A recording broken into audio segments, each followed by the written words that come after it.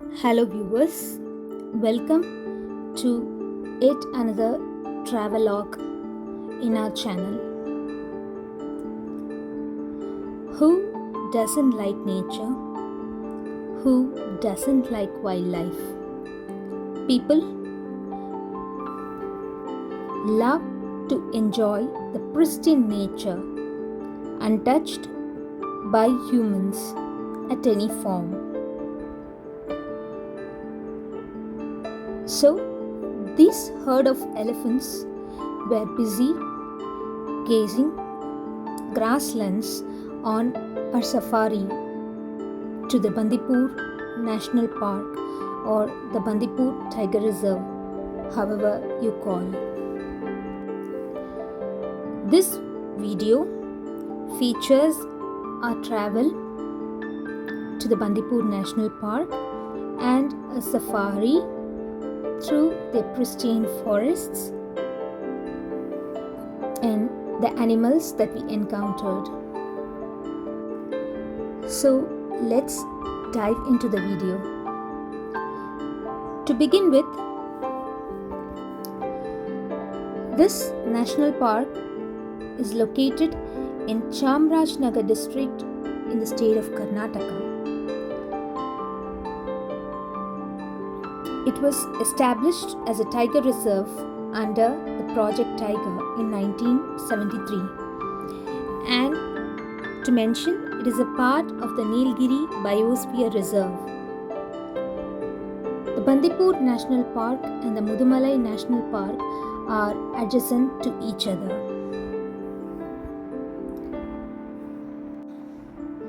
It also shares a boundary with the Nagarholi National Park and the Wayanad National Park along with Mudumalai.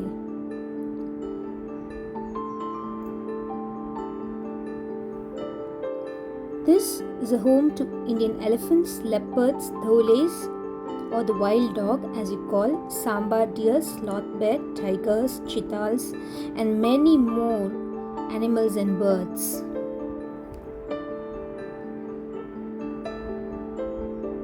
There are also cottages to stay inside the national park, which you have to book in their websites. Since the tariffs are being changed now, the website is not operative. These cottages get booked very quickly. So coming back to our journey inside the forest. On entering the forest, we saw this herd of chitals or the spotted deers, then this majestic elephant. So a search was to find tiger at any cost. People opting for a safari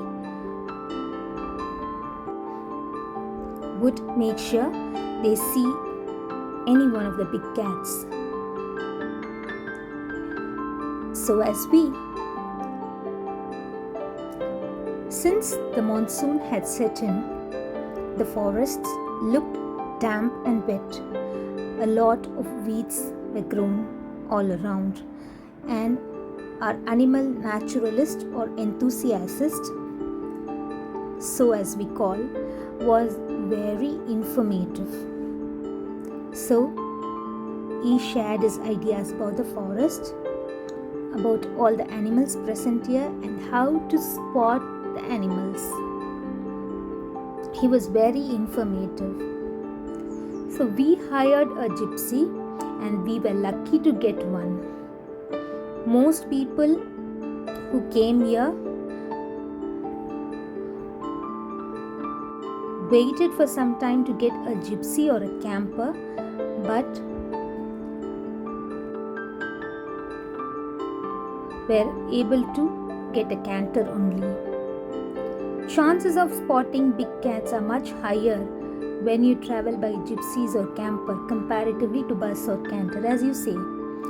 We were lucky to spot this majestic tiger once we reached this waterhole.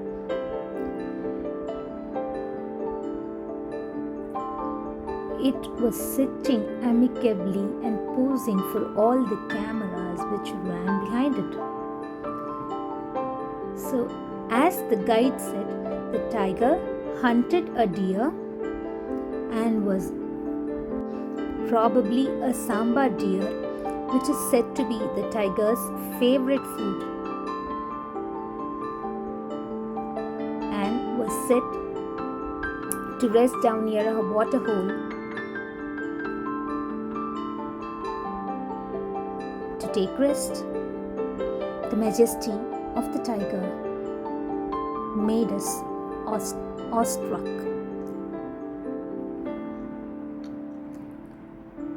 So after taking multiple photographs of the tiger, we moved on. Our next chance was to spot this Indian gaur. The driver also shared some opinions about this animal. So this animal in particular is seen in this forest mainly during monsoon. So when summer sets in, this animal migrates to the other part, that is to the Wayanad region. So chances of spotting this gaur during winter or summer are very less. Mostly this animal seems to be harmless. It does not conflict with human. Very rare chances when you disturb this animal, it gets very violent.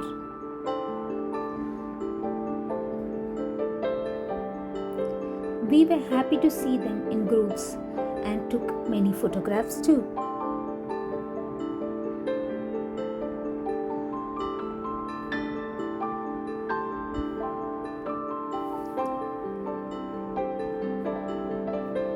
Our safari began somewhere around 4:45 in the evening.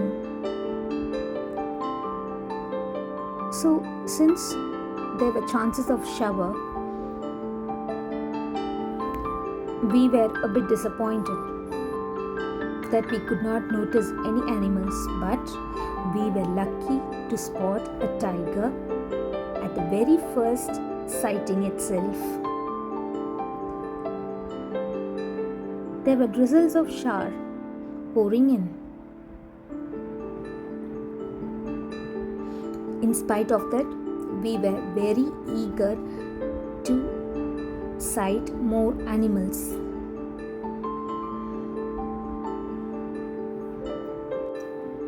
During the dry season, herds congregate and remain in small areas, dispersing into the hills with the arrival of the monsoon.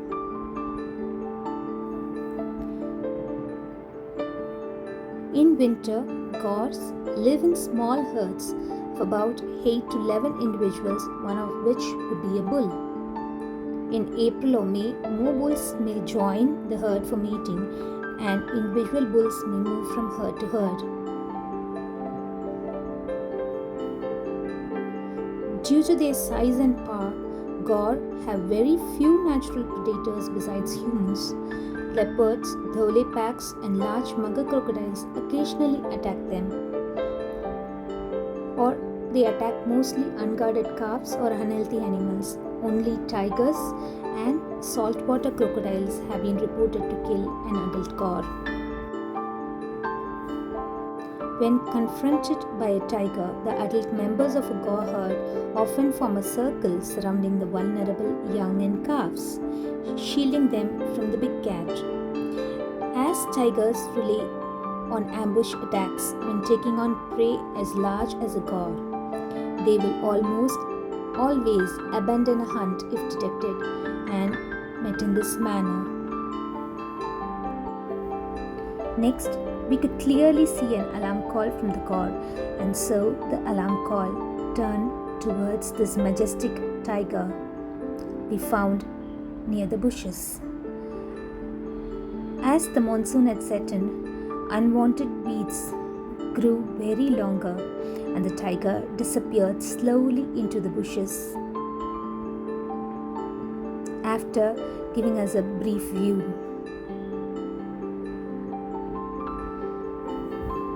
It was kind enough to pose for some pictures or show its presence in a video.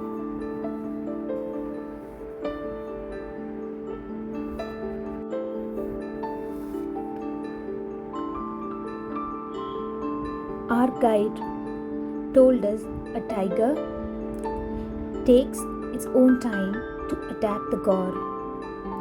It must try at least 10 to 15 times before approaching the prey, as gores can be very dangerous.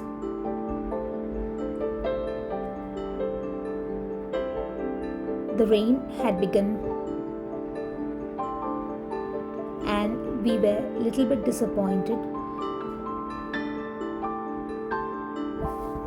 as our chances of seeing wild animals may be low because of rain. We were keen and eager to spot some leopards too.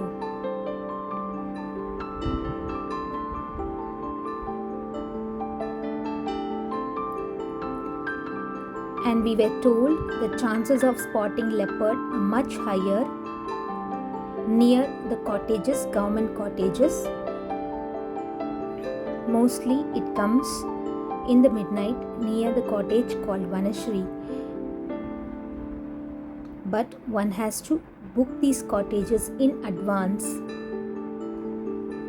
to have this opportunity of animal sighting. Booking can be done through the official website of Bandipur Tiger Reserve. Bookings are made 14 days prior in this new website. Earlier it was 1 month, now the timings have been changed to 14 days.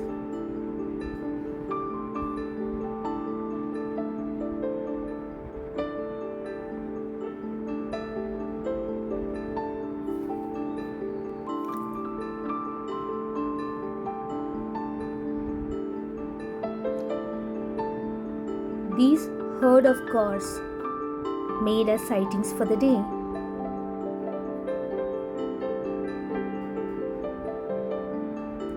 You can also book your travel through the JLR, where you can book your accommodation as well as your safari in the same place. So the government operated jeeps or the campers have a safari time of about 2 hours, whereas people booking through the JLR have a safari time of about 3 hours, which is advantageous, and you have higher chances of sighting many animals too. Bookings can be done through the official website.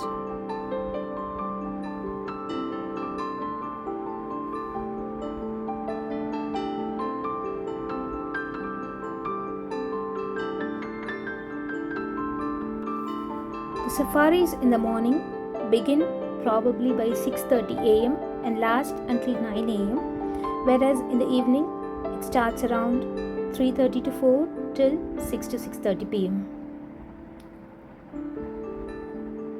Gypsies and campers are subject to availability, and once the portal resumes,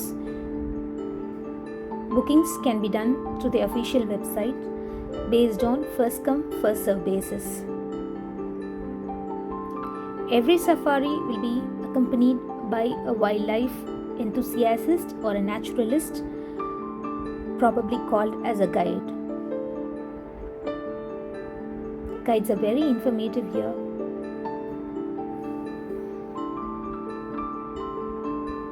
So at last, we were able to spot this elephant at our evening safari.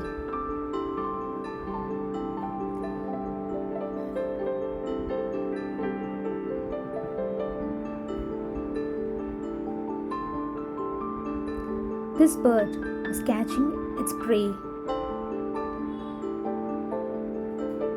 and was wandering here and there. They are probably called as otters, as people say. Quite a few were found near the waterholes here. This happens mainly during the monsoon season here. So we were lucky to capturize quite a few otters near the water hole. So we concluded our evening safari and we were back to the safari terminal, or the booking counter as we call, and was keen and eagerly waiting for the next day's safari. We took a morning safari the next day also, and we were lucky enough to get a gypsy again in the morning too.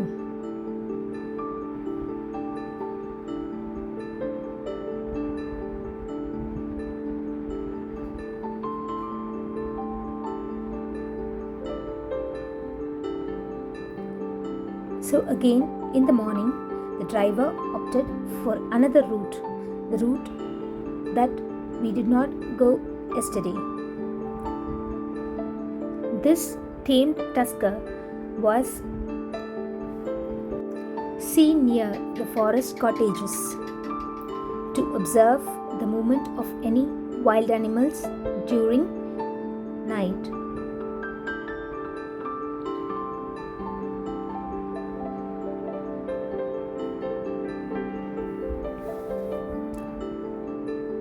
As soon as we entered the jungle, we received an alarm call. We were eager to spot any big cats, especially leopards. We were waiting for, as we spotted a tiger yesterday. We waited near the water hole where we found this bird happily dancing in the rain. And there was a majestic sighting of samba deers, which rested near the water hole. This samba deer was said to be the favorite food of tigers.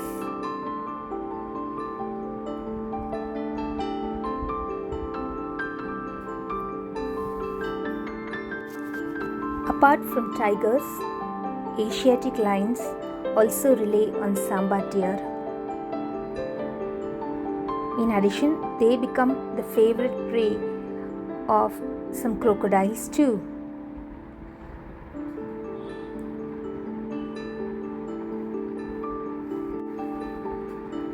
This samba deer is native to the Indian subcontinent in majority. Additional to this samba deer, we saw 2 tortoises in the water hole. Apart from them, huge number of birds, especially migratory birds, were also present.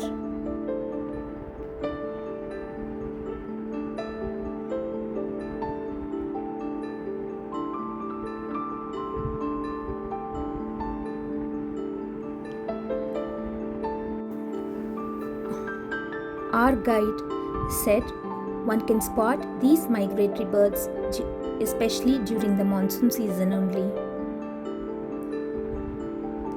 So we were keen in taking photographs of these visuals. Next came as a treat was this serpent eagle, which was lying above in a branch. Since it was turning the other side, it made us difficult to picturize it. We were waiting for an opportunity to snap its face.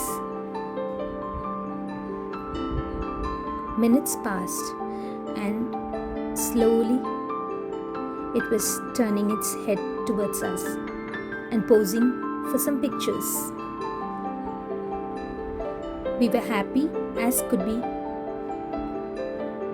captured them.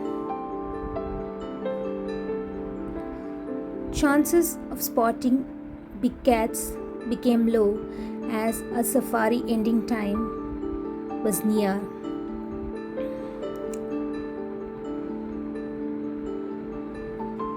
Quite some time later, we were able to spot these gauze, the place where we spot yesterday.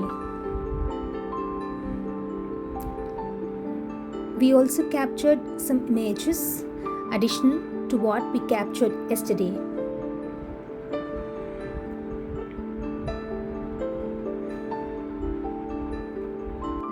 The cost of a bus safari here would cost you around 650 to 700 rupees, whereas a gypsy would charge you around anywhere between 5000 to 5500, whereas a camper would charge you around 8000 rupees here. The fares are being revised, so it's better to check on their website.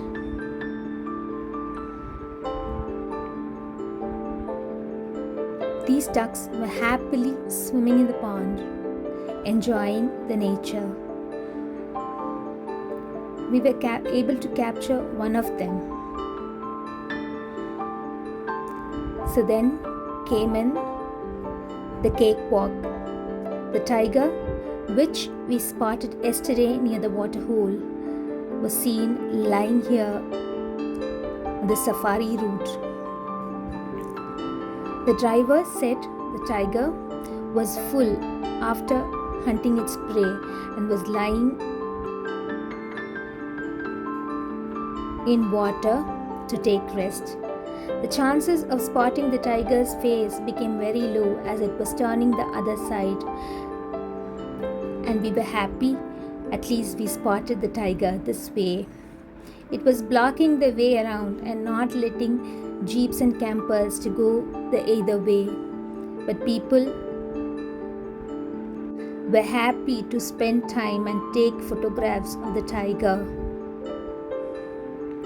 Our driver was patient to stop the jeep and allowed us to take photographs for at least 5 minutes.